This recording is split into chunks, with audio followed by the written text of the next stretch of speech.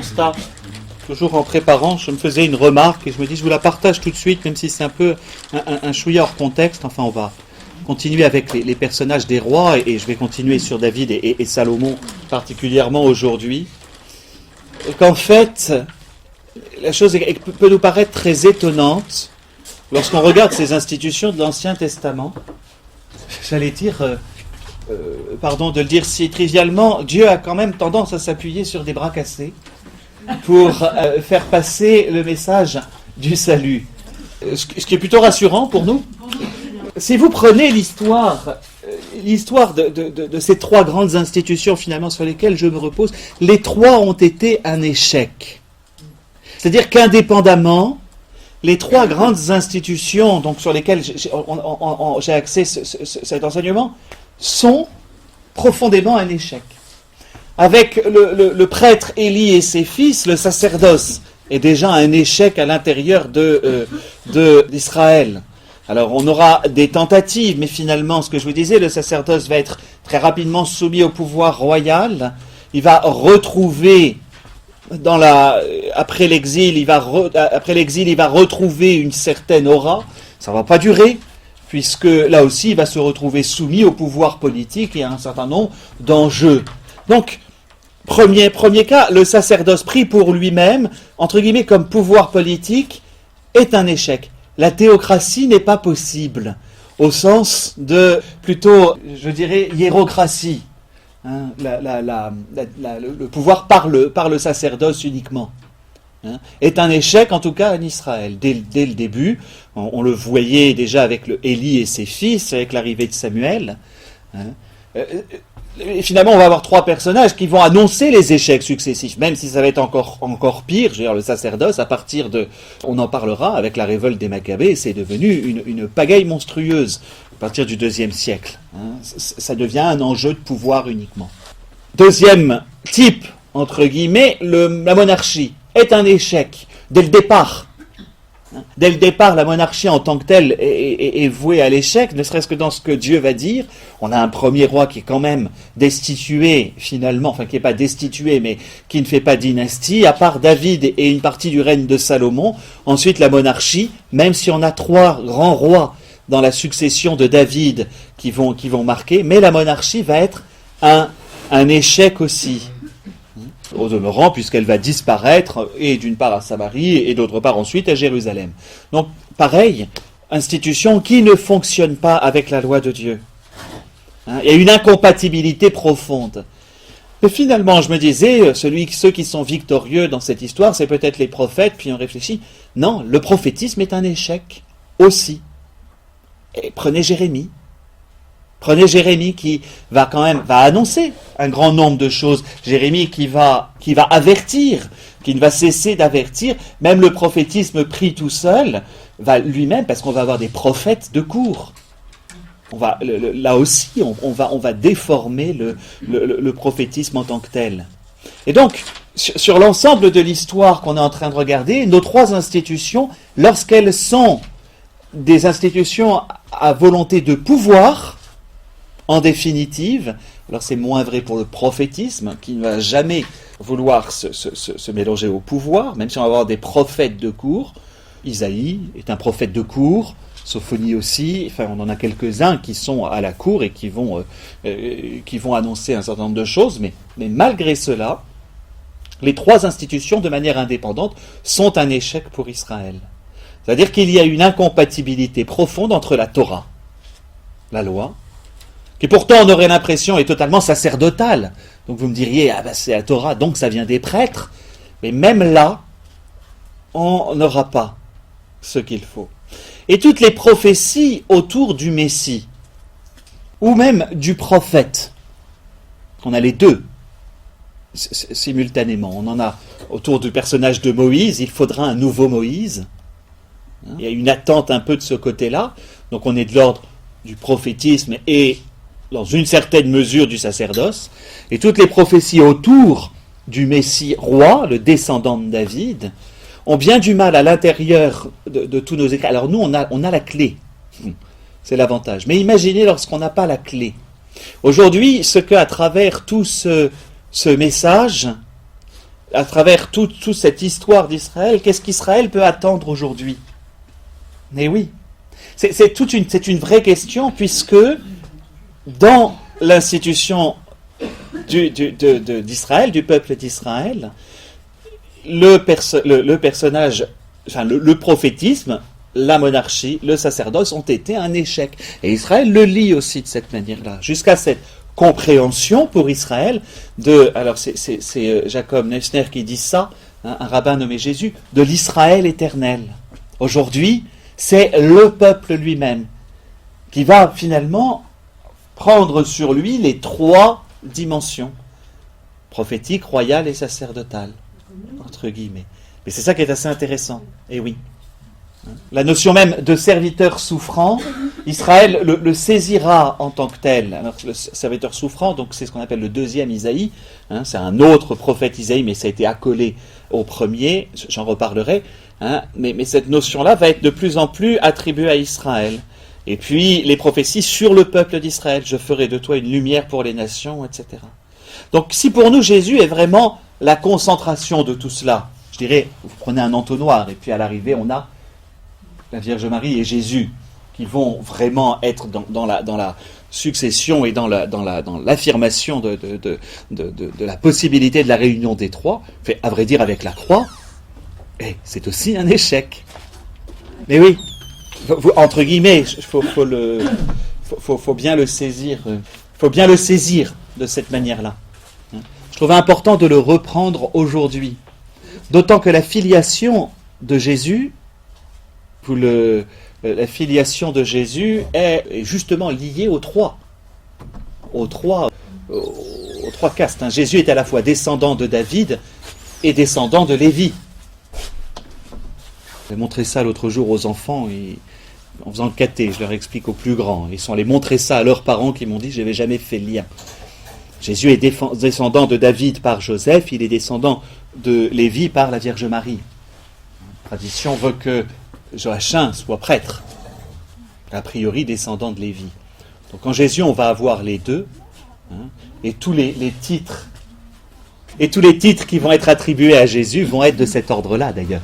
Le prophète, c'est lui le prophète. Regardez ce qui se passe le jour des rameaux, hein, c'est lui le prophète, c'est lui le roi, etc. Voilà, je voulais juste reprendre ça parce que c'est vrai que c'est la chose la plus étonnante. La plus étonnante, tout est voué à l'échec. La méthode divine est assez étonnante, puisque tout est lié à cet échec qui va perpétuellement concentrer l'attente d'Israël. Ce sera le problème du moment de Jésus. Parce que l'air de rien, certains sont dans l'attente et finalement vont saisir en lui ce qui est vraiment la quintessence, finalement le concentré du peuple d'Israël. Donc vous allez avoir Jésus comme figure prophétique, sur le sermon sur la montagne. Moi, je vous dis, vous allez avoir Jésus comme figure royale, ça va être évidemment particulièrement l'entrée dans Jérusalem. Vous allez avoir Jésus dans l'aspect sacerdotal, dès le départ, avec la présentation au temple, hein, et puis les vendeurs chassaient du temple. D'accord ? Bon, c'est juste pour qu'on ait ce regard-là, parce que là, on va entrer dans ce que fut un peu l'échec de la monarchie, justement, d'abord dans sa relation vis-à-vis de Dieu. Oui. Oui, il y a l'attente du Messie, tout en... je crois qu'il y a deux courants très importants. Il y a vraiment un messianisme profond, donc toujours de cette attente du Messie, il y a en même temps cette longue réflexion qui s'est faite en disant c'est le peuple lui-même, l'Israël éternel. Hein, vous avez les deux. Alors, elles ne sont pas incompatibles d'ailleurs. Regardez ce qui se passe. Que sommes-nous en tant qu'Église ? Nous sommes, et Saint Paul va le dire, nous sommes des Christ. Les deux vont être régulièrement ensemble. C'est pas clair quand vous lisez la Bible, quand vous lisez l'Ancien Testament. Est-ce une personne, même quand on lit le serviteur souffrant, est-ce une personne où, on reprendra le passage qui est vraiment intéressant, mais comme on vient de l'entendre dans la liturgie, c'est toujours bon de pouvoir réagir, mais mon serviteur, il était humilié, défiguré, et pourtant c'est le péché qu'il portait, de la multitude qu'il portait sur lui. Et en fait, dans la figure même du serviteur souffrant, donc de ce qu'on appelle le deuxième Isaïe, je vous dis, qui est écrit en exil. Il n'y a plus de temple, il n'y a plus de monarchie, il n'y a plus de culte, il n'y a plus rien. Et il y a ce prophète qui va exprimer cela. Et ça va être lu à la fois comme une attente toujours un peu messianique. Et Cyrus, roi de Perse, lorsqu'il va permettre la reconstruction du temple, on va lui attribuer un titre messianique. Hein, il est mon élu, mon choisi. On va le voir, très étonnant, un païen. Hein, mais parce qu'il permet la reconstruction du temple. Donc à la fois, le serviteur souffrant, il y a comme l'idée que ça peut être une personne, mais à ce moment-là, c'est aussi Israël souffrant, martyrisé. Vous voyez ? Et donc les deux commencent à se mêler l'un à l'autre, dans l'attente même messianique. Comment est-ce qu'un homme, c'est la question, comment est-ce qu'un homme réussira à mener à bien le projet divin en étant parfaitement roi, parfaitement prophète, parfaitement prêtre, lorsque tout a échoué?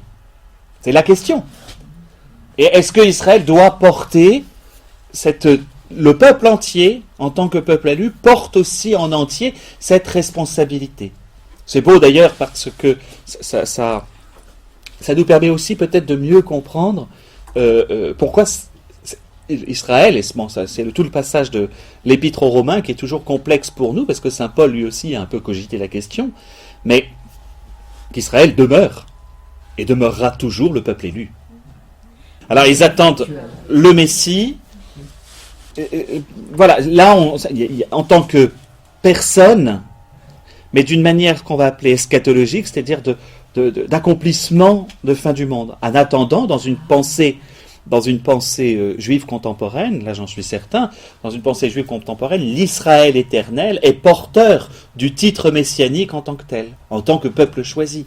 C'est-à-dire, on est le problème de l'élection d'Israël, hein, et dès le départ, en fait, ce problème-là. Exactement. On le dit dans chaque Eucharistie. C'est bon à savoir, parce que justement, nous on est d'où l'expression pour nous, dans ces temps qui sont les derniers. Nous sommes dans les derniers temps. Ça fait 2000 ans que ça dure, mais nous sommes dans les derniers temps. Mais j'ai demandé à un juif et d'approfondir.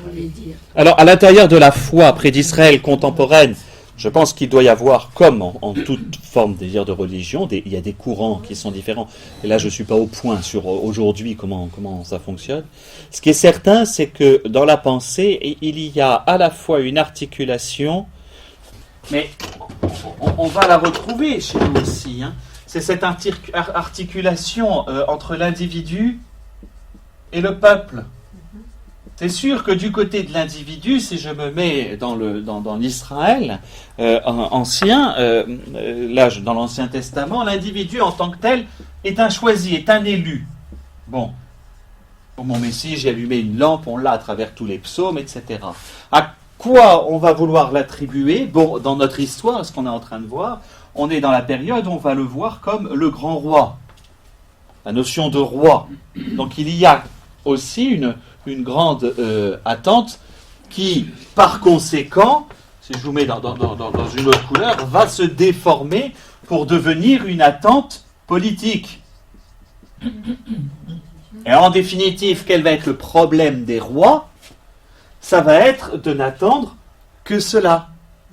Finalement, d'asseoir un pouvoir politique et non plus de préparer. Souvenez-vous ce que j'avais déjà dit un peu l'an dernier sur les femmes de la Bible. Il y a davantage chez les femmes, en tout cas que chez les hommes, cette conscience qu'il y a quelque chose à préparer à l'intérieur de ce mystère, que les promesses doivent être accomplies. Mais la promesse, on faudrait remonter, on est commencé par lui, la promesse d'Abraham, faite à Abraham, elle est bien au-delà de la lumière, l'idée de lumière des nations, elle est déjà en germe chez Abraham, avec l'élection, le choix du fils, etc. Évidemment, et même chez Abraham, on a déjà tout, je vous l'ai dit, tout en concentré. On va attendre le Messie aussi comme un nouveau Moïse. Je ne mets pas prophète, je mets exprès Moïse. Que le nouveau Moïse va avoir une double valeur. Moïse est à la fois vu comme le législateur, puis finalement va aussi être vu comme le prophète, attention, en tant que porte-parole de Dieu. Pensez prophète comme porte-parole, pas l'annonciateur. Avec le côté législateur, que se passe-t-il? Si vous préférez, la législation, donc c'est la loi, et finalement, c'est avant tout, vous vous souvenez pourquoi Israël est sorti d'Égypte? Pour me rendre un culte. Avant toute chose, voilà. Et donc le Messie est ce législateur. Il faut reprendre tous les titres qui sont donnés à Jésus dans les anciennes eaux juste avant la fête de Noël. Vous savez qu'il y a une série d'antiennes, et donc on va lui donner au législateur, entre autres. On va lui donner ce titre-là, qui est quand même très étonnant. Qu'est-ce que ça veut dire? Parce qu'on est de l'ordre du culte. Donc en fait, là, je suis du côté du sacerdoce. D'accord? Quel va être le problème de ce côté-là? Il va être pareil, il va être déformé à l'intérieur d'Israël, alors à plusieurs reprises, de deux manières, je dirais. Soit le légalisme, on retrouve au temps de Jésus, le légalisme pharisien. Bon, là, on est héritier du prêtre Esdras, on en reparlera. Il faut retrouver une pureté à Israël, donc c'est tout le travail d'Esdras et Néhémie, enfin surtout Esdras, qui va redonner cette pureté à Israël, avec un certain nombre de prophètes à la même époque que lui, dans la reconstruction du temple. Pour le culte, on a besoin. Au départ, c'est pas mauvais la législation. Vous voyez bien ce qu'on avait regardé dans le Lévitique, c'était extraordinaire, mais le culte peut aussi glisser, ça a été le plus... comment vous dire, quel terme serait le plus juste? C'est le problème du sacerdoce, particulièrement avant la chute de Jérusalem, la chute du premier temple. On va le retrouver un peu en définitive avec la chute du second temple, c'est-à-dire, donc soit certains, donc là on va se retrouver avec les pharisiens, soit certains, comment vous dire, oui je vais le faire comme ça, le formalisme. Vous allez me dire quelle différence? Dans le légalisme, il y a un fond quand même. Chez les pharisiens, il y a du fond. Il faut faire très attention, ces hommes-là veulent une sainteté qui est mal comprise, mais ils la veulent. Le formalisme, c'est se dire, tant qu'on fait, c'est légèrement différent, tant qu'on fait bien le culte, on n'a rien à craindre. C'est le fameux, je préfère un cœur brisé et humilié que toute offrande et sacrifice. Vous voyez? Et donc le formalisme, vous avez ça très clairement dit chez Jérémie, où Jérémie va dire, arrêtez de dire, nous avons le temple, nous avons le temple, nous avons le temple. Comme Jésus va d'ailleurs le dire. Temple, il n'en restera pas pierre sur pierre. Essayez de le faire comprendre, c'est-à-dire que le lieu de culte et la bonne manière de célébrer le culte ne garantit pas. Ça n'est pas cela que Dieu veut. Et donc le Messie, en définitive, par la figure de Moïse, y est attaché à cela. Alors, c'est plus dans ce cas-là, mettez plutôt dans la troisième figure finalement, mais qui rejoint Moïse. Là, on est plutôt du côté d'Aaron, si vous voulez, qui n'est pas une figure messianique en tant que telle. D'accord? Et puis, du côté de Moïse, on va avoir le côté prophète, c'est-à-dire ce que Dieu va exprimer en tant que tel. Je vous dis, prenez-le vraiment prophète toujours comme porte-parole. C'est pas Monsieur Soleil. Même si, en définitive, dans les prophéties, il y a toujours quelque chose qui... Pourquoi? Parce que qui envisage l'avenir, parce que je vous le rappelle, dans la pensée comme dans la nôtre, là on est héritier profondément de tout ça. On peut à la fois tomber dans le légalisme, qui serait du côté de la morale, si vous voulez. Si vous préférez, oui, comme ça, ça clarifie. Là, c'est du côté de la morale, et là, c'est du côté de... on va mettre liturgie, si vous voulez. Pour que vous saisissiez bien les deux pendants autour du culte. Donc, oui, on en est profondément héritier parce que l'Église elle-même va être perpétuellement à se tendre d'un côté ou de l'autre. Le césaropapisme des orthodoxes a provoqué une catastrophe. Quand inversement, soit on tombait alors à l'inverse. Les porte-paroles, les prophètes dans leur rôle de porte-parole de Dieu. Alors, ne connaissent pas un échec au sens des autres parce que le problème va être le silence qui va se mettre, qui va apparaître. Tout à coup, il n'y en a plus. Et l'attente qu'il y a vis-à-vis de Jean-Baptiste, il faut la comprendre comme ça. Il n'y en a pas eu depuis 3 siècles. Ah oui, il y a un silence qui s'opère.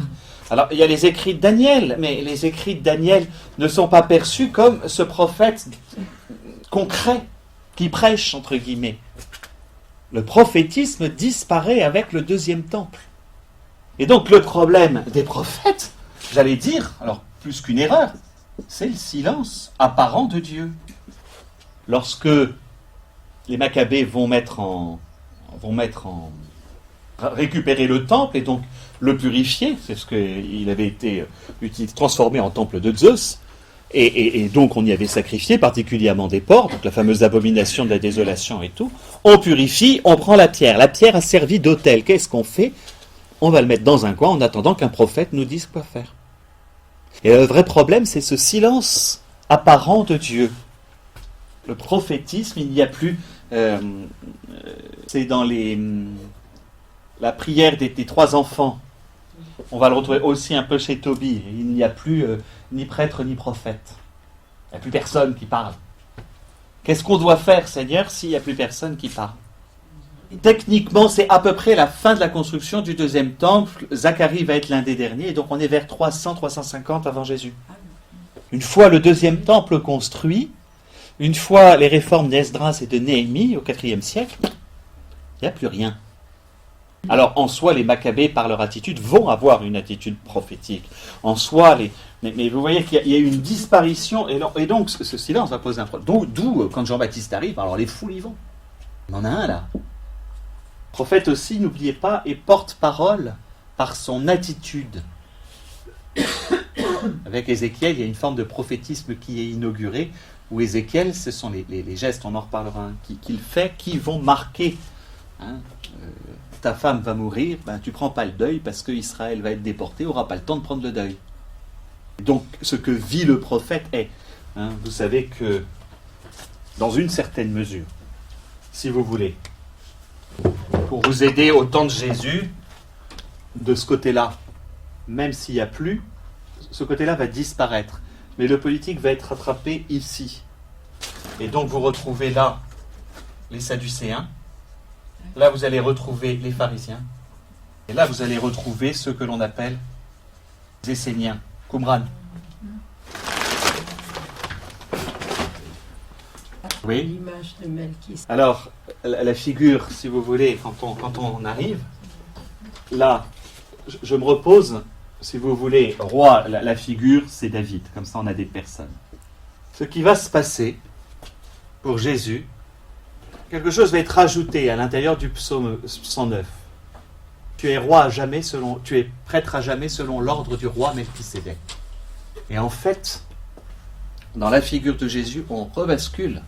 Melchisédek, c'est Abraham, un sacerdoce qui ne vient pas, qui est antérieur même à la loi, donc qui est au-dessus.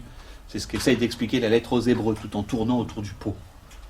Le problème de la lettre aux Hébreux, c'est que tourne toujours au-dessus de la même idée. Mais le sacerdoce du Christ est au-delà même s'il se retrouve finalement descendant d'Aaron et de David. Donc, il est héritier de l'ensemble, mais il se rattache à une tradition qui est même plus encore ancienne, Melchisédek. Parce que fait Melchisédek? En plus, il offre le pain et le vin à Abraham. Alors voilà, nous ensuite... Voilà, désolé, mais comme c'était ma réflexion, je voulais au moins vous reprendre juste ça, parce que ça nous permet, nous, de bien comprendre pourquoi Dieu repose-t-il, dans ce cas-là, sur des choses vouées à l'échec. On a lu, dans le livre de Samuel, dès le départ, c'est voué à l'échec. Vous avez déjà dit, parce que Dieu veut être seul à régner sur son peuple, Dieu veut être le seul à être le chef de ce peuple voilà, en le menant au désert. On retrouvait ça chez Osée, c'est au désert, c'est dans la relation directe avec Dieu que les choses doivent fonctionner, et le culte au désert régi par quelque chose qui est certainement pas dans un formalisme, et qui ne peut pas entrer non plus dans un légalisme. Le désert empêchait tout ça. Vous allez me dire, oui, mais face à l'histoire, c'était invivable. Peut-être. Peut-être. Il y aura toujours quelque chose d'étonnant, en tout cas, à l'intérieur de l'histoire, et Israël va peu à peu. Nos rois arrivent là. Ce qu'on va voir, c'est ce basculement qui va s'opérer. Ce basculement du David, roi, alors, réellement, l'instauration de ce pouvoir politique a un pouvoir qui va devenir uniquement politique. Il va peu à peu perdre sa vraie vocation messianique, si vous voulez. La figure du Messie est toujours présente en Israël, elle est là. Et le roi est le Messie, au sens où il est le choisi de Dieu. Je vous dis, la première série de psaumes, premier livre, un des 5 livres des psaumes, est particulièrement là-dessus, sur l'aspect, le roi, Seigneur donne au roi tes pouvoirs, à ce fils de roi ta justice. Enfin bref, il y a toute une série de psaumes royaux qui vont regarder dans la figure du roi cela. À partir du moment, après le règne de Salomon, où les 2 royaumes sont divisés, lequel est légitime ? Lequel est dépositaire de la promesse ? Celui qui a le temple ou l'autre ? Forcément, notre regard se porte davantage du côté de la succession, la vraie succession davidique, puisque qui plus est, les nouveaux rois, ceux de Samarie, ceux qu'on appelle les rois d'Israël contre Juda, ne sont pas dans la succession davidique. Donc en quoi leur pouvoir est-il légitime aux yeux de toute cette espérance-là ? Alors, certaines choses vont être aussi analysées après. Vous savez que tous ces récits et ces chroniques sont écrits pour certains a posteriori. Donc avec la relecture qu'il faut. Toujours est-il que je reviens à notre personnage de David, où je m'étais arrêté. Il est devenu roi. Je crois que j'étais arrêté là.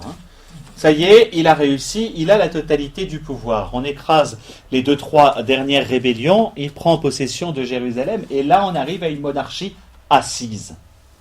David est le seul à régner, la paix est à ses frontières, alors il va continuer quelques guerres pour calmer les voisins. J'ai enfin trouvé une carte, mais j'ai pas de quoi l'accrocher. Encore, j'ai pas. Là, j'ai la carte, et puis il me manque une carte de la Palestine. Je sais pas d'où elle est. Faut que je l'accroche.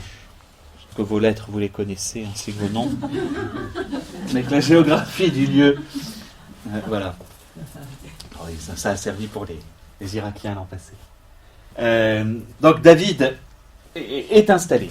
Tout est acquis. Simplement, les problèmes vont venir à ce moment-là. On avait lu certains passages avec les femmes de la Bible. Je voudrais juste la question, je ne l'ai pas vue avec vous, la question de la descendance, la question du temple, la construction du temple. Je ne l'ai pas vu, voilà. C'est ça qui m'intéresse aujourd'hui d'abord. J'ai une question. Oui. Oui. D'expliquer. Notre cœur était tout brûlant quand il nous parlait. À cause de l'aspect contradictoire des différentes figures. Les scribes attendent un Messie a priori, parce qu'il y a plusieurs attentes. Même chose, parce qu'on va se retrouver. Vous avez une forte attente du côté politique, en raison du fait qu'Israël ne soit pas libre depuis un certain nombre de siècles. Ça, cette question-là, on l'a en tête. Mais elle peut très vite polluer toute forme de réflexion, en tant que telle. C'est-à-dire qu'elle peut prendre le dessus, quoi qu'il arrive.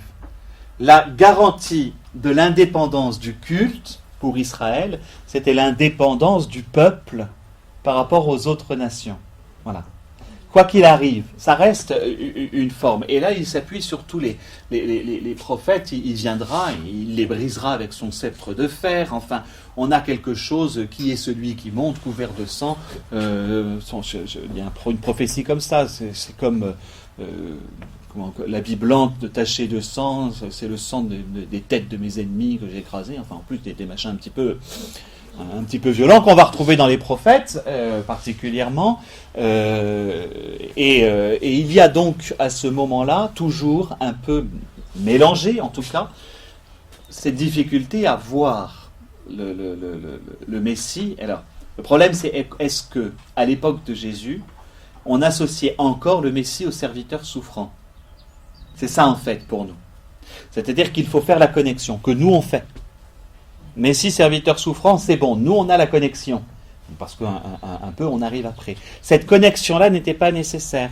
Parce que, c'est ce que je vous dis, il y a à la fois la vision, le peuple d'Israël et le Messie en tant que personnage. Et donc, l'attente du Messie, et entre autres le Fils de l'homme, des prophéties de Daniel, alors là, pour le coup, cette attente-là, il est glorieux, il est machin, alors vraiment, il écrase tout le monde, et c'est comme ça qu'on le voit. Donc, l'aspect politique prend le dessus dans la réflexion. Tandis que le serviteur souffrant, on le voit comme une manière d'interpréter l'histoire d'Israël. Israël a été un peuple qui a souffert, mais qui, par sa souffrance, a maintenu la loi de Dieu, si vous voulez. Et donc, c'est la connexion avec le serviteur souffrant qui n'est pas faite.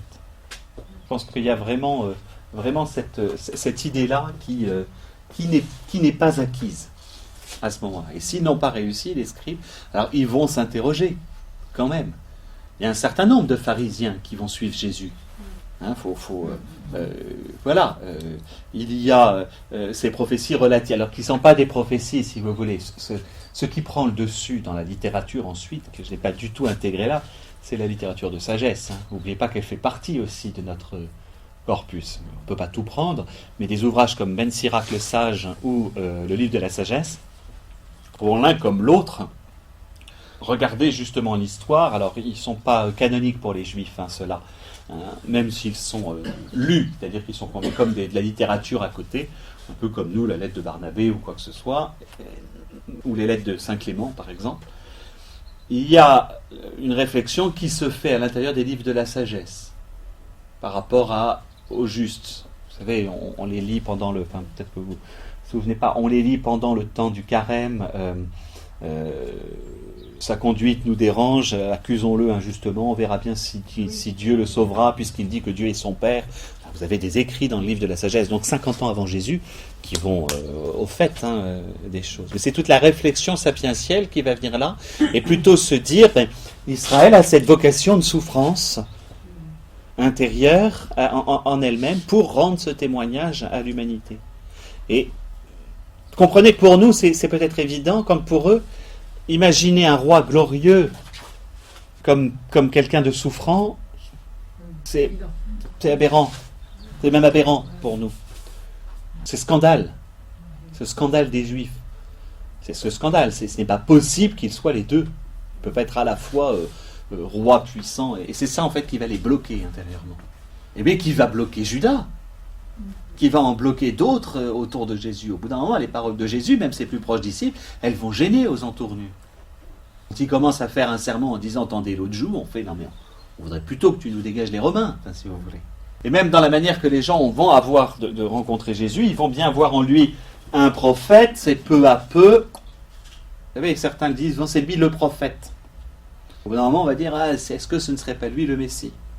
On va avoir toujours une hésitation, et en même temps, son humilité dérange profondément. N'entre pas dans les cases qui sont les cases de l'époque, en tout cas spirituelles de l'époque. Donc voilà, je pense qu'il y a de cet ordre-là. En fait, avec David, on a quand même un âge d'or, je vous le disais. David et Salomon inaugurent un âge d'or bien court. Mais à partir du moment, donc je vous disais, le deuxième livre de Samuel, ce sont au deuxième livre de Samuel les chapitres 6 et 7. Je ne vais pas tout reprendre parce que si je lis tout l'ensemble, ça va être 6 et 7 du deuxième Samuel. Chapitre 6, il faut bien le comprendre, dans ces hésitations que va avoir David. Vous vous souvenez la raison pour laquelle Saül est rejeté, c'est qu'il se donne des pouvoirs sacerdotaux qu'il ne devrait pas avoir. Ça, c'est le péché de Saül, il va être là. Le péché de Saül, ça va vraiment être de dire, j'ai des pouvoirs sacerdotaux que les autres n'ont pas, que je peux m'arroger en tant que roi. Et donc, ça va être là. David vient de prendre Jérusalem, donc on entre dans une ère de paix, grosso modo. On entre à peu près dans une ère qui est une ère de paix, mais pour asseoir son pouvoir politique, je vous l'avais déjà dit, il faut qu'il soit certain, comme les autres nations autour, qu'il ait le lien avec le culte. Donc peut-il laisser en dehors de Jérusalem la présence de l'arche quand les gens montent en pèlerinage là-bas, à Silo? Pourquoi ? Mais parce que si les gens viennent à Jérusalem pour offrir les sacrifices, donc dans ma capitale, ils verront aussi ma splendeur politique. C'est tout à fait politique comme attitude. Ils vont voir aussi mon assise politique et donc me respecter. Le peuple respectera un lieu où si l'arche est installée, et voilà. Et donc David prend cette décision de déplacer l'arche dans sa capitale politique. Alors là aussi, ça mériterait un immense développement, parce que voilà comment fonctionne. Si vous écoutez, je vous le disais l'autre fois, l'hymne israélienne aujourd'hui, si vous entendez un juif parler de Sion, de Jérusalem, il y a quelque chose qui viscéralement est ancré en lui. En fait, aujourd'hui, plus comme capitale politique, même si Israël continue de dire que Jérusalem est sa capitale. Mais parce que Jérusalem, c'est le lieu de la présence de Dieu. Le seul lieu. Et alors le génie de David va quand même être là, c'est surtout même Salomon qui va y arriver, mais de transformer cette ville qui était une ville de rien, au départ elle appartenait aux Jébuséens, elle n'appartenait pas aux Juifs même. Il la récupère, évidemment elle est du côté de Juda, pour en faire le lieu de la présence de Dieu, véritablement. Et donc en amenant l'arche, certes il y a l'aspect politique, mais et donc déformé de la part de David. Vous comprenez que il fait finalement de manière un petit peu plus élégante la même chose que Saül. Il s'adjoint le culte. Et donc, c'est comme s'il soumettait Dieu. Vous savez qu'on a toujours ce risque de tomber dans le culte païen. Dieu voudra bien parce que je lui fais un sacrifice. Donc le sacrifice pour amadouer Dieu. Vous savez ? D'ailleurs, c'est ça en fait, c'est là-dessus qu'on risque de tomber à chaque fois. Dieu voudra bien parce que de toute façon, je lui ai fait le sacrifice, donc ça marche. Mon père, j'ai fait 3 neuvaines, ça n'a pas marché. Liberté de Dieu, accepter qu'il soit libre. C'est pas nos prières ne sont pas des... Évidemment qu'il va y avoir un effet de la prière, mais c'est toujours pareil. Est-ce que on tombe vite dans le paganisme, nous aussi. Je vais faire ça, je suis sûr que Dieu va m'exaucer. Je dis aux gamins, faites un chapelet, demandez un 20 en maths, mais vous n'avez pas bossé derrière. Alors il me fait, non, mais on n'oserait pas. Je dis, si, moi je l'ai fait, je ne l'ai pas eu le 20 en maths quand j'avais votre âge. Donc voilà. Non, mais c'est toujours pareil. Donc avec ce risque, et donc David, en prenant le culte avec lui, risque de prendre en otage, si vous voulez. De prendre Dieu en otage. C'est ça le culte païen. Et je te préviens, si tu m'exauces pas, je te nourris plus. Ah bah oui, je fais plus de sacrifice. Donc voilà, il y a toujours la question des prophètes. On en est souvent là. Donc David va le faire. Il rassemble tout le monde, tout le peuple, on fait un grand... je passe le début de ce chapitre 6, on fait un immense cortège. Et arrive un souci, exactement comme c'était arrivé d'ailleurs, souvenez-vous, au moment de l'installation de l'arche dans la tente de la rencontre, avec un des fils d'Aaron.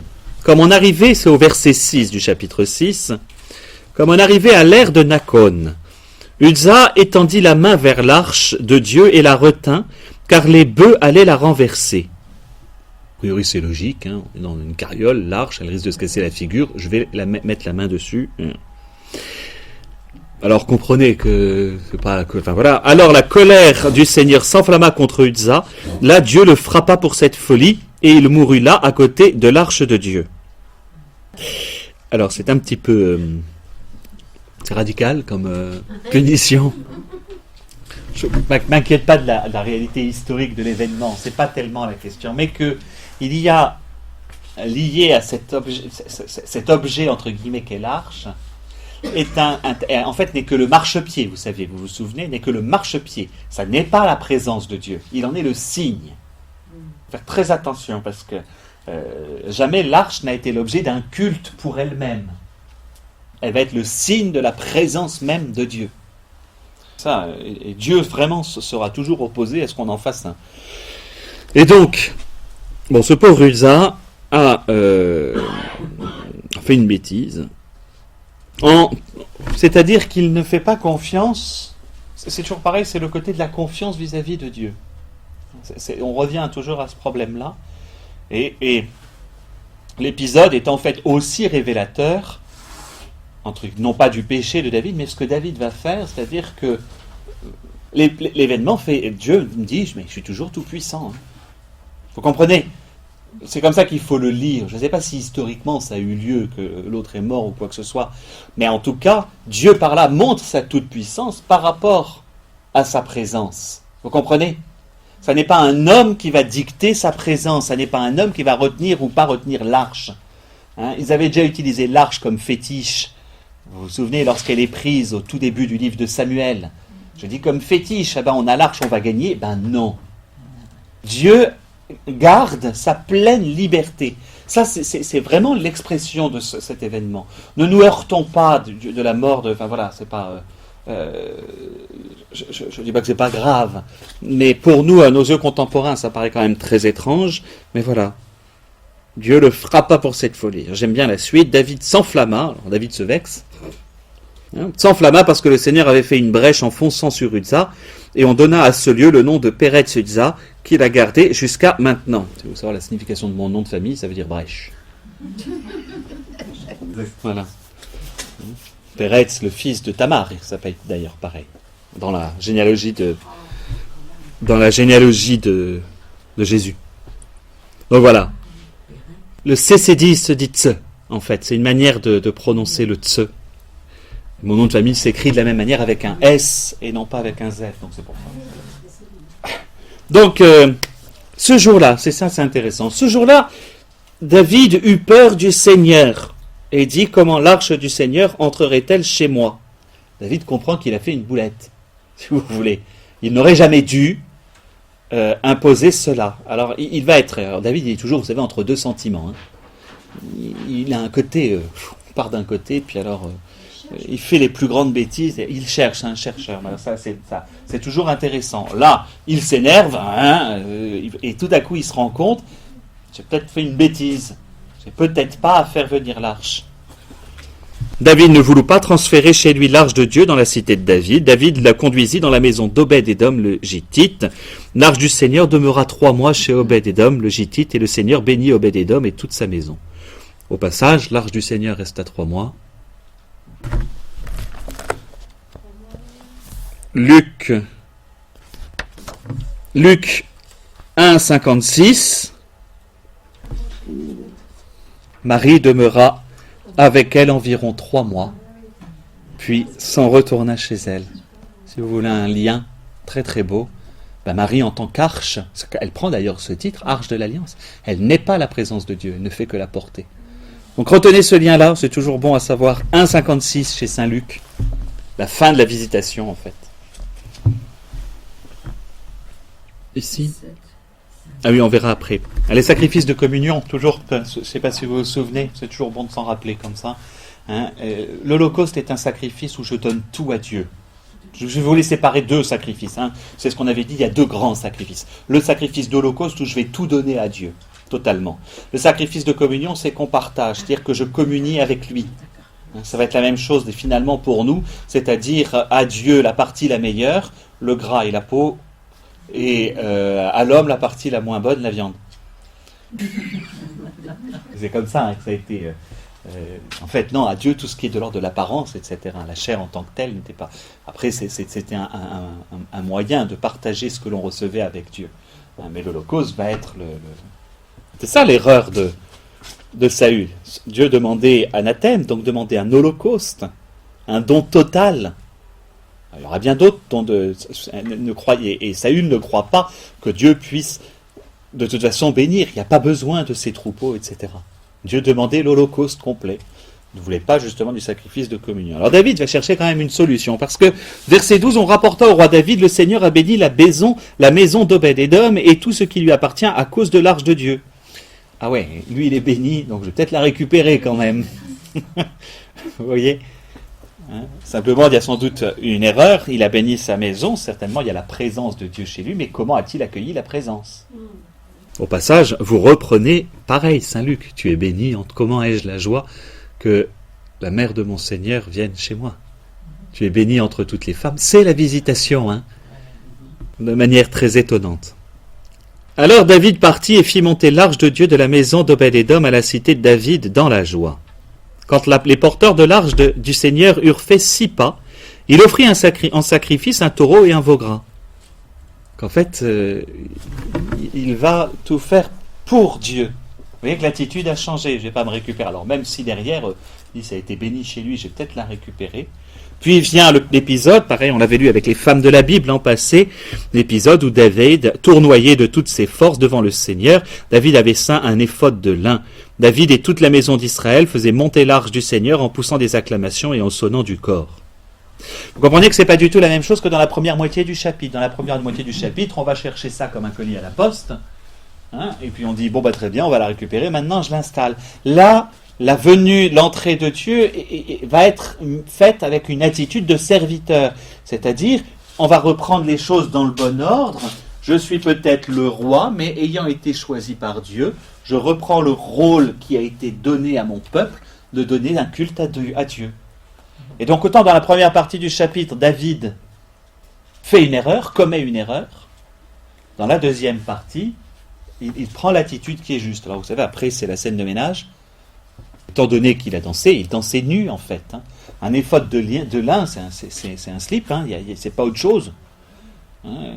Qui plus est, c'était à peine attaché, donc ça bougeait, c'est-à-dire qu'on pouvait voir sa nudité par-dessous. Et il y a cette humiliation, hein, voir la nudité de quelqu'un, que des gens puissent voir sa nudité, était quelque chose de gravissime. Hein. Et on n'est pas à l'ère des bikinis. Hein. Et il fait ça pour Dieu. Hein, il ne fait pas ça pour ses... Vous comprenez juste au passage pourquoi on médite toujours dans le chemin de croix, Jésus à qui on retire ses vêtements. Parce que se retrouver dans cette tenue-là devant le monde, c'était d'une humiliation. La nudité place dans l'humiliation. Donc David pose ce geste plein de, justement, qui va plaire à Dieu. Il s'humilie. Lui qui est le roi sait de qui il tient. Et voilà comment est David. Dans la première partie du chapitre, il fait « Oh, je vais me récupérer Dieu, je vais prendre Dieu en otage. » Deuxième partie du chapitre, il comprend. Et c'est là qu'il est grandiose. C'est un roi extraordinaire pour ça. On peut y passer des jours et des jours à en reparler. Il inverse son attitude et il se place dans l'attitude du plus humble des humbles. Et en plus, joyeusement. Il est en train de danser devant l'arche. Alors, je ne sais pas si c'était la danse de Rabbi Jacob, mais ça n'est pas loin. Vous voyez ? Mais c'est ça. N'oubliez pas qu'Israël est un peuple qui danse, hein, tout le temps. Qui chante et qui danse tout le temps. Et David, donc, va avoir cette attitude. J'ai une note, c'est marqué. Qu'est-ce que c'est exactement l'éphod ? Alors, attendez, parce que pour moi, l'éphod, oui, ça fait partie des costumes, c'est les sous-vêtements du prêtre. C'est que du végétal, oui, c'était très important, il n'y a rien d'animal dessus, etc. Donc oui, qui est un instrument, je dirais pas de prêtre, mais en tout cas qui marque la pureté. C'est vraiment cette idée-là. L'éphod en tant que tel est sous une forme de chasuble. Alors simplement, l'éphod en question devait être l'éphod inférieur, c'est-à-dire ce que l'on passait au-dessus de la taille pour cacher sa nudité. Et par-dessus, le prêtre enfilait encore quelque chose. Mais cet éphod était un éphod et de lin. Alors ça, c'est précisé parce que on revient à nos idées de pureté, vous vous souvenez. Hein. Bon, vient ensuite la scène de ménage, Michal qui méprise. J'avance un peu parce que, comme d'habitude, on peut rester des heures. Verset 18 quand même. Lorsque David eut achevé d'offrir des holocaustes et des sacrifices de communion, il bénit le peuple au nom du Seigneur Sabaoth. Donc c'est pas clair. C'est pas clair. Il n'y a pas un prêtre. Il n'y a pas un prêtre dans ce passage. Je ne sais pas si vous avez remarqué, si vous lisez le chapitre 6, il n'y a pas un prêtre, on va avoir un prophète à la fin, au début du chapitre 7, qui sera Nathan. Mais pas de prêtre, et c'est donc David qui va offrir un sacrifice en tant que tel. Salomon fera la même chose. La question de la personne du roi n'est pas encore clarifiée. Saül s'est arrogé un droit en désobéissant. Qu'en soit il puisse offrir un sacrifice, ça n'était pas mauvais. Vous savez qu'on retrouve ça, le roi, au moment où particulièrement lorsqu'il part en guerre, a un rôle religieux, doit se tenir au-dessus. Ça, on l'a, c'était encore vrai dans les Romains. Sans être membre du sacerdoce, que devait faire un impérator juste avant de partir en guerre? Il devait aller consulter les hospices, etc. Et il n'avait pas le droit d'avoir l'interdit sexuel, pas de relations sexuelles, y compris pour les gens tout au long de la campagne. Et surtout, lui qui est chef de guerre n'avait pas le droit de voir un cadavre. Parce que ça le souillait, c'est encore vrai à Rome, donc il se cachait le visage avec un pendant de leur toge. Bref, le roi a un rôle, quand même, reconnu comme, sinon sacerdotal, en tout cas religieux. Il permettait de distinguer deux choses. Et qu'en tant que représentant de Dieu vis-à-vis du peuple, il a donc, comme un père de famille vis-à-vis de ses enfants, la possibilité de donner une bénédiction. C'est pas la même chose que nous. C'est pas la bénédiction du Saint-Sacrement, etc. Mais c'est la bénédiction traditionnelle d'un père à ses fils. On l'avait retrouvé avec Abraham, on la retrouve évidemment avec Jacob, qui pique celle de son frère, on la retrouve avec Jacob vis-à-vis de ses 12 fils qu'il va bénir en donnant un... Voilà. Donc la bénédiction paternelle vis-à-vis des enfants est une bénédiction naturelle. Or, le roi étant... père du peuple, si vous voulez. Pas petit père du peuple, on va lui éviter ça. Mais il est père du peuple. Il a ce rôle paternel vis-à-vis du peuple qui lui est confié. Donc il peut donner en soi la bénédiction. Et de la même manière, le roi peut donner un sacrifice comme un père va pouvoir faire, entre guillemets, un sacrifice pour ses enfants. D'ailleurs, c'est son rôle. Donc, sans se donner, d'ailleurs de la même manière que le père de famille a un rôle religieux vis-à-vis de ses enfants. Le fameux débat, est-ce que quand des hommes viennent vous aider à donner la communion, ils peuvent donner la bénédiction aux enfants? Oui, nous pouvons toujours bénir, ça n'est pas la même chose qu'une bénédiction donnée par un prêtre qui a une valeur sacramentale. Mais j'espère que vous bénissez vos enfants. J'espère que vous le faites. C'est le premier rôle religieux d'un père ou d'une mère de famille. Cette bénédiction, elle est à faire. Néanmoins, elle n'a pas la même valeur qu'une bénédiction sacerdotale. C'est ça qui est important. Encore vrai aujourd'hui. C'est pas la même chose lorsque moi je bénis un objet et lorsque c'est n'importe qui. Donc vis-à-vis d'une personne, même chose. J'invite dans ce cas-là, quand vous donnez la communion, si vous avez un doute, posez simplement sur la tête de l'enfant la patène. Ça, c'est Jésus qui fait directement, c'est plus sûr. Mais voilà, Dieu en tant que tel, donc le roi a ce rôle. Donc c'est un rôle religieux. Vous comprenez la nuance entre religieux et sacerdotal? Oui, c'est subtil, mais l'air de rien, surtout chez les Juifs. Mais en fait, cette subtilité, elle est toujours vraie. Elle est toujours vraie. Ça nous permet, nous aussi, de faire ce glissement. Elle est subtile, c'est-à-dire que le culte qui est dû à Dieu. Alors, il ne faut pas confondre deux choses. Dans ce qu'on appelle la vertu de religion. La vertu de religion, elle appartient à la vertu cardinale, plus générale, de justice. La vertu de justice, c'est quoi? Rendre à quelqu'un ce qui lui est dû. Donc la vertu de religion, c'est rendre à Dieu ce qui lui est dû. Et dans la vertu de religion, je vais avoir l'attitude, si vous voulez, en tout cas pour Israël, l'attitude religieuse qui appartient à tout un chacun. Et là, justement, va se placer, il met le roi par rapport au peuple, le roi vis-à-vis du peuple. Je vous dis, toute proportion gardée, comme le père vis-à-vis de ses enfants. D'accord ? Et vous allez avoir l'attitude sacerdotale. Là, elle, en revanche, n'est pas de cette relation-là, mais qui est de la relation, de la réponse, en tout cas en Israël, de tout le peuple à Dieu. D'accord ? Vous souvenez que notre foi n'est que réponse à Dieu, les sacrifices, et donc on va avoir les faits. Petite parenthèse. Voyez bien que cette attitude-là est bien différente de celle-là, même si elles prennent la même source. Et que ce culte qui doit être rendu à Dieu est en fait le moyen doit être exemple pour celui-là. C'est celui-là qui inspire celui-là. Oui ? Bien, vous avez la définition entre le sacerdoce commun et le sacerdoce ministériel. Expression contemporaine. Mais le sacerdoce commun, c'est ça. J'espère qu'on n'attend pas que du prêtre de faire monter les prières. J'espère que les actes de bénédiction, vous savez aussi les poser. Dans votre ordre. Vous comprenez ce que je veux dire ? On est là.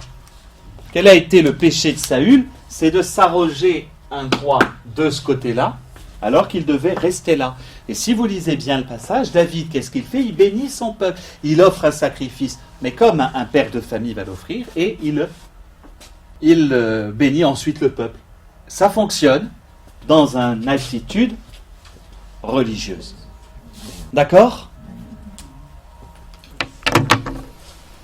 C'est dans le premier de Samuel, il y a deux moments. Il y en a un où c'était un sacrifice. Je vais vous redire, on les avait vus là. Oui, je vous redonne les passages. 1 Samuel 13, où en fait il pose un sacrifice d'abord lui-même, et ensuite 1 Samuel 15, où là pour le coup il désobéit à Dieu. C'est-à-dire qu'il ne tue pas. Voilà. Et il est rejeté. Bon, vient ensuite le reproche. Il faut quand même que... Je ne vais pas y arriver. Comment je me débrouille, mais... non, mais vous voyez que tout passage, si ça vaut le détour d'aller jusqu'au plus profond, parce qu'on... Sinon on survole et on n'arrive pas à comprendre le cœur. Bon, Michal fait la tête à son mari en lui disant, dis donc, la honte. C'est un peu ça qu'elle lui dit. Comme il s'est fait honneur aujourd'hui le roi d'Israël, lui qui s'est découvert aux yeux des servantes de ses serviteurs, comme se découvrirait un homme de rien. Mais David dit à Michal, alors ça c'est un passage d'une beauté, c'est devant le Seigneur qui m'a choisi de préférence à ton père.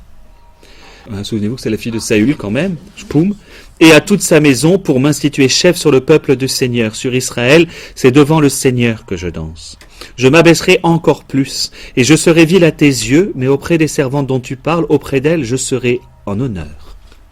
Il a cette conscience profonde que ce qu'il a fait était un acte de culte profond vis-à-vis de Dieu. C'est-à-dire que lui qui a eu l'attitude religieuse que toute personne doit avoir vis-à-vis de Dieu, il prend une autorité bien plus grande vis-à-vis du peuple, car il se soumet, vous comprenez, à Dieu, en ayant fait ça. Quelle est la valeur de la bénédiction qu'il va donner au peuple si justement avant il a eu cette attitude pleine d'humilité vis-à-vis de Dieu ? Ça fait un quart d'heure, non, il me reste quelques minutes. C'est ça, pour que ça sonne court.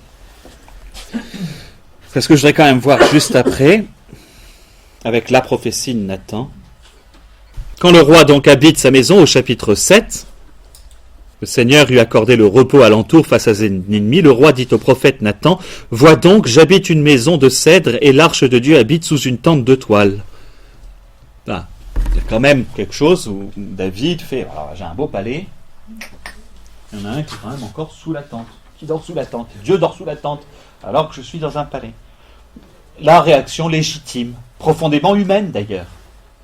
Profondément humaine, mais qui l'air de rien, est dans le prolongement. David, je crois, a vraiment changé, et dans le prolongement de cette attitude qu'il a enfin comprise. Il n'a pas pris Dieu pour lui, il s'est humilié devant Dieu, mais il dit, je ne peux pas laisser Dieu dans cette situation. Et là, la réponse de Dieu va être, alors, Nathan lui fait, vas-y, fais tout ce que tu veux, et Dieu va lui répondre. Ainsi parle le Seigneur, est-ce toi qui me construiras une maison pour que j'y habite ? Je n'ai jamais habité de maison, depuis le jour où j'ai fait monter d'Égypte les Israélites jusqu'à aujourd'hui. Mais je cheminais sous une tente et sous un abri. Pendant tout le temps où j'ai voyagé avec tous les Israélites, ai-je dit à un des juges d'Israël que j'avais institué comme pasteur de mon peuple Israël, pourquoi ne me bâtissez-vous pas une maison de cèdre? Maintenant donc tu parleras ainsi à mon serviteur David, ainsi parle le Seigneur Sabaoth. C'est moi qui t'ai pris au pâturage derrière le troupeau pour être le chef de mon peuple Israël.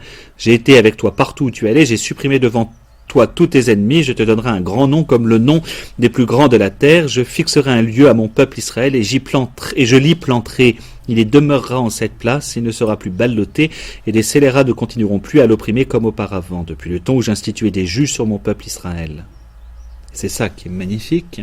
Ensuite, je t'ai accordé le repos face à tous tes ennemis, et le Seigneur t'annonce qu'il te fera une maison. Donc Dieu reprend toujours l'initiative. C'est-à-dire que l'initiative d'une construction du temple ne peut pas venir d'un homme. Elle ne viendra pas d'un homme. Dieu refuse. Et alors, c'est là qui est assez amusant, on joue sur les deux mots, la maison comme demeure, la maison comme lignée.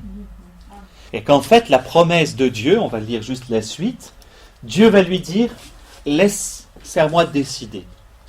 Regarde, avant toi, j'ai jamais demandé à personne, et il y en a eu de très bons. Donc, c'est à moi de décider. Dieu est à l'initiative. Dit le prophète Nathan, c'est une chose qui est essentielle, l'initiative première de Dieu. Donc Dieu est à l'initiative, Dieu est le premier, et en revanche, il fait une promesse inverse, et c'est ce que l'on lit.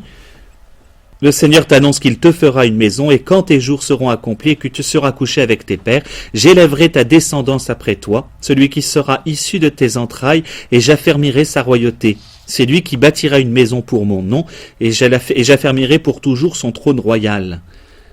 Je serai pour lui un père, et il sera pour moi un fils. S'il se fourvoie, je le châtierai avec une verge d'homme et par les coups que donnent les humains. Ma fidélité ne s'écartera pas de lui comme je l'ai écarté de Saül, que j'ai écarté de devant toi. Ta maison et ta royauté subsisteront à jamais devant toi, ton trône sera affermi à jamais. Donc face à la piété, la piété, elle est de ce côté-là, la vertu, le don de piété, il est là. La piété filiale de David, Dieu répond par l'annonce de la lignée. Or, cette annonce d'une lignée va apparaître tout le long des livres de Samuel et des rois, surtout le livre des rois. Quelle est cette fameuse lignée? Quelle est la lignée qui doit descendre de David? Alors, pour la question, il y a techniquement construction du temple, Salomon, etc. Mais vous entendez bien que la prophétie de Nathan va un peu au-delà. N'oubliez jamais qu'on est toujours passé, présent, avenir. Les trois temps sont perpétuellement mélangés. Qu'a fait Dieu là? Il dit, souviens-toi de ce que j'ai fait, passé, voilà ce que je fais maintenant, tu vas avoir, là, c'est là, imminent, ton lit. Mais il y a quelque chose qui est annoncé bien plus loin. On va retrouver ça dans la prophétie d'Isaïe, la Vierge enfantera. Intéressant, c'est que, et là, c'est le premier qu'on voit apparaître. Vous n'avez pas été choqué par ce que je viens de... Alors tout à coup, on voit débarquer un prophète comme ça. C'est quand même le premier qui débarque comme ça à l'intérieur de... On voit apparaître le premier prophète de cour. Nathan fait partie des prophètes de cour. C'est-à-dire que David a aussi l'intelligence de ne pas s'arroger ce lien-là. Il consulte. Il demande ce qu'il doit faire. C'est pour ça qu'il va être toujours la figure la plus excellente du roi, même s'il en a fait des bêtises. Pourquoi? Parce qu'il ne s'arroge pas le droit du culte, il le laisse au prêtre, et parce qu'il ne va pas non plus s'arroger le droit de prophétie, il le laisse véritablement.